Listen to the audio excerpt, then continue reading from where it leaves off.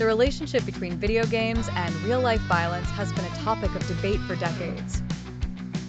Critics argue that violent video games desensitize players to violence, reduce empathy, and may even encourage aggressive behavior.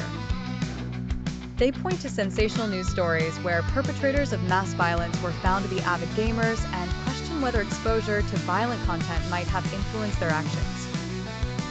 On the other side, numerous studies have found no direct link between video games and real-world violence.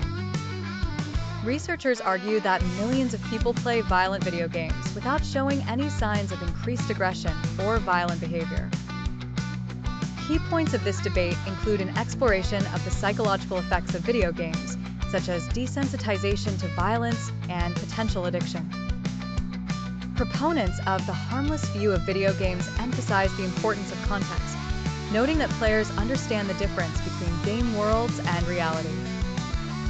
They argue that the increase in violent video games over the years does not correlate with an increase in violent crime rates, suggesting other factors like mental health, parenting, and environmental influences play a more significant role.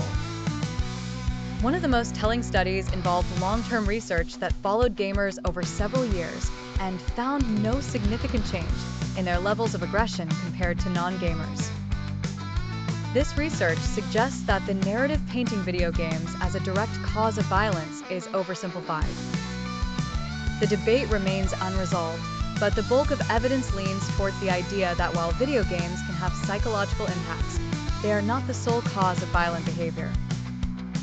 With careful monitoring and understanding, video games can be part of a healthy entertainment diet. As discussions continue, it remains essential to consider the broader social, emotional, and mental health contexts impacting individuals before making conclusive judgments about the impact of video games on real-life violence.